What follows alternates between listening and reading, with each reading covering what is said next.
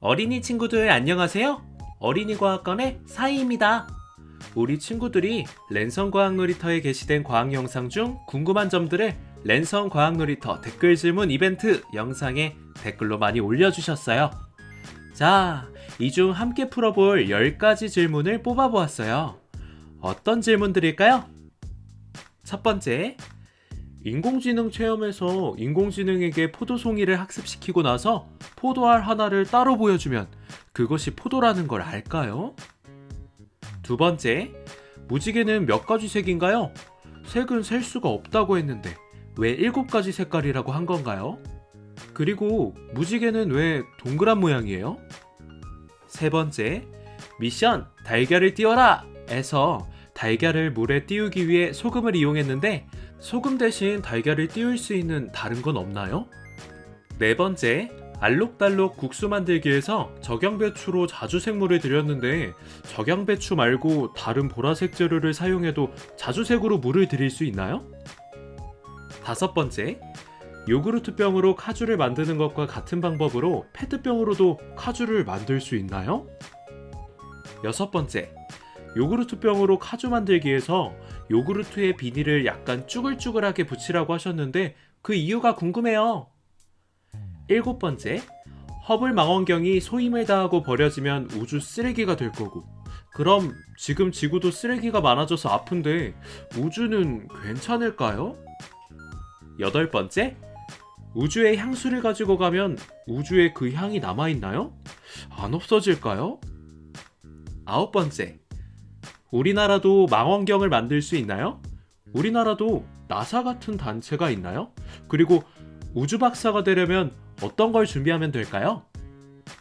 열 번째, 페트병 망원경 만들기에서 망원경 종류가 케플러식 망원경과 갈릴레오식 망원경 두 가지가 있었는데 허블 우주 망원경은 페트병 망원경 만들기에서 배운 망원경들 중 어떤 망원경 종류인가요? 그리고 허블 우주 망원경은 우주에 보내진 목적이 사진을 찍는 역할의 망원경인가요? 우리 친구들은 이런 내용들을 궁금해했었군요. 그럼 하나씩 답을 살펴볼까요? 먼저 첫 번째, 인공지능 체험에서 인공지능 프로그램에게 포도송이를 학습시키고 나서 포도알 하나를 따로 보여주면 그것이 포도라는 걸 알까요? 우선 우리 사람은 포도송이를 보면 그것이 포도라는 것을 알 수가 있죠.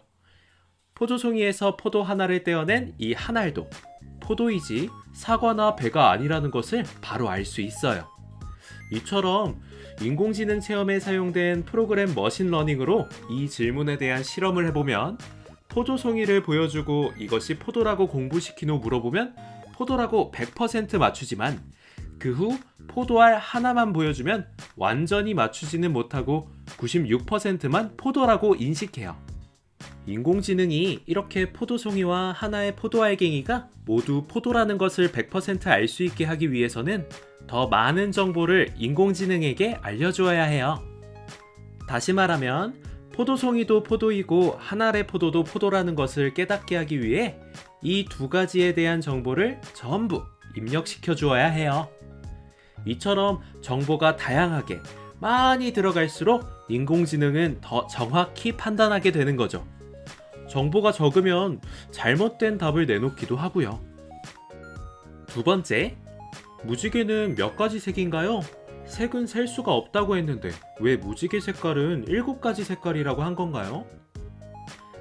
무지개는 프리즘 역할을 하는 물방울을 통과한 빛이 물방울 내부로 굴절되고 내부에서 다시 전반사되어 나오는 과정에서 여러 가지 색깔로 분산되어 나타난 거예요.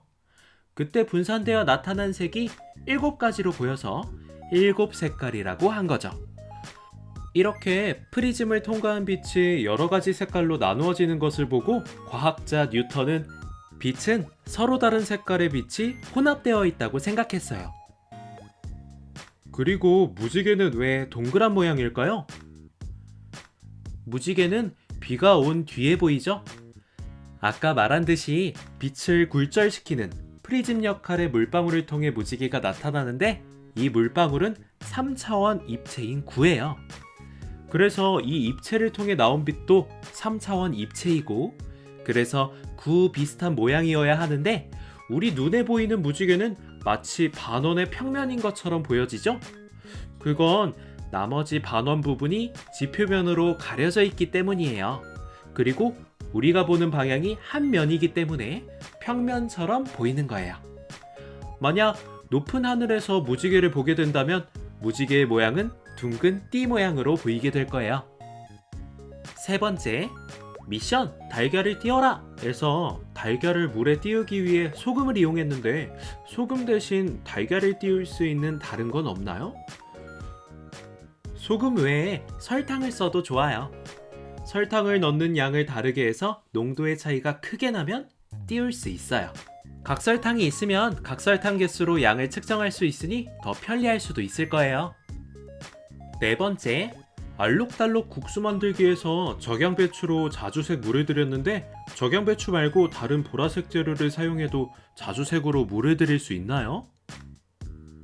자주색 양배추 이외에도 장미꽃, 피투니아, 붓꽃, 제비꽃, 포도 껍질, 검은콩, 비트 등도 사용할 수 있어요. 이 식물들은 공통적으로 안토시아닌이라는 색소를 포함하고 있는데요. 안토시아닌 색소는 꽃이나 열매의 색을 나타내는 색소 물질 중 하나로 용액의 성질에 따라 색이 달라지는 특징이 있어요. 산성 용액을 만났을 때에는 붉은색을, 염기성 용액을 만났을 때에는 푸른색을 띠게 돼요. 색깔 국수를 만들어서 먹기 위해서라면 포도 껍질, 검은콩, 비트 같은 것을 사용하면 되겠지요. 다만 보라색 물감으로는 먹을 수도 없고 이런 결과가 나오지는 않는답니다. 다섯 번째, 요구르트병으로 카주를 만드는 것과 같은 방법으로 페트병으로도 카주를 만들 수 있나요? 사람이 소리를 낼 때 성대가 떨리게 되는데 그 떨림이 카주의 비닐막에 전달되면 비닐막도 떨리게 돼요. 그 떨림이 바로 카주 소리예요. 페트병과 같이 큰 물체를 사용하여 카주를 만들면 우리 성대가 만들어낸 떨림이 페트병의 큰 공간을 돌고 돌아 비닐막에 효과적으로 전달되지 않아 카주 소리를 내기가 어려워요. 그래서 카주를 만들 때는 요구르트병이나 두꺼운 빨대같이 작은 물체를 이용하는 것이 좋아요. 여섯 번째, 요구르트병으로 카주 만들기에서 요구르트에 비닐을 약간 쭈글쭈글하게 붙이라고 하셨는데 그 이유가 궁금해요.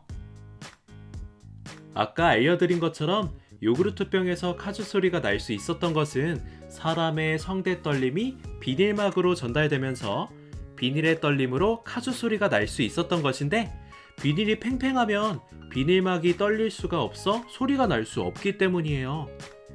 일곱 번째, 허블망원경이 소임을 다하고 버려지면 우주 쓰레기가 되고 그럼 지금 지구도 쓰레기가 많아져서 아픈데 우주는 괜찮을까요?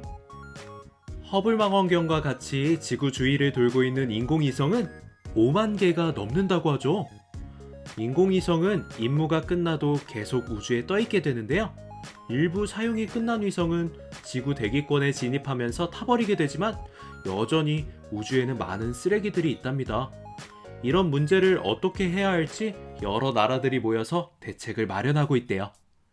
지구와 우주를 보호하기 위한 세계 각국의 여러 가지 문제 해결 방법들을 계속 관심을 가지고 지켜보고 우리가 할 수 있는 일이 있다면 동참하도록 해보아요.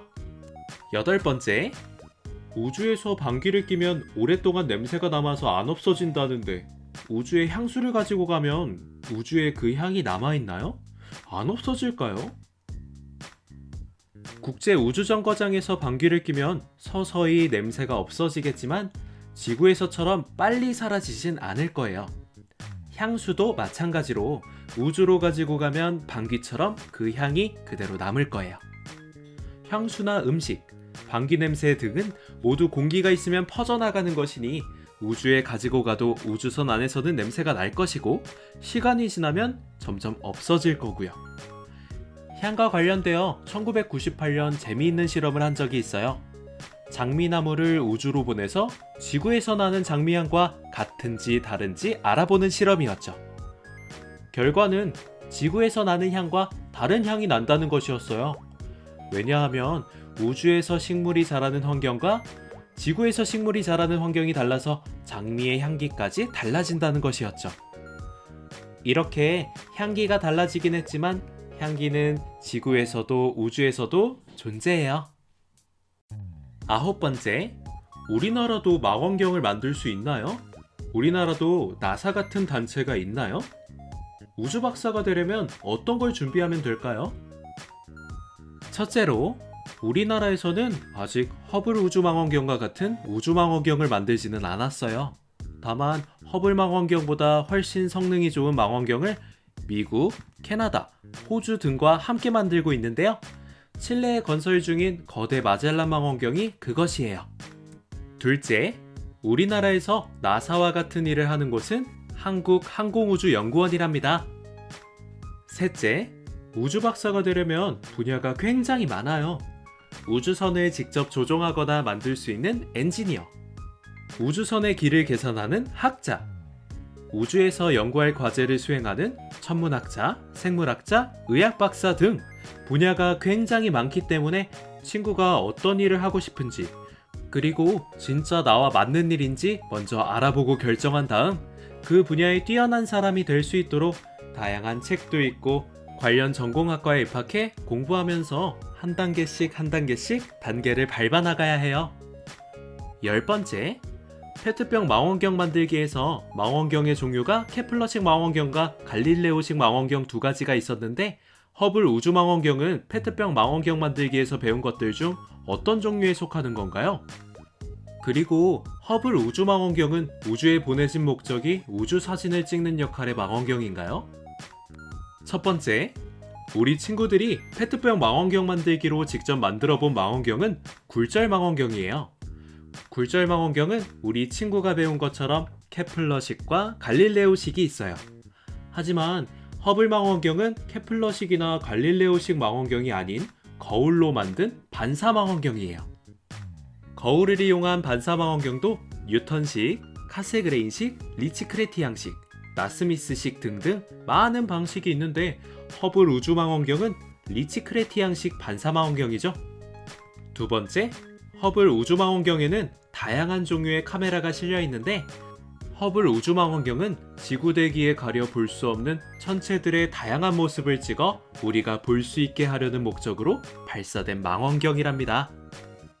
어린이 여러분 어땠나요? 궁금증이 조금이나마 풀렸나요? 시간이 짧아 여기까지만 일단 이야기를 나누고 정리를 할게요. 이렇게 2020년 랜선 과학놀이터 질문 및 답변이 마무리되었어요.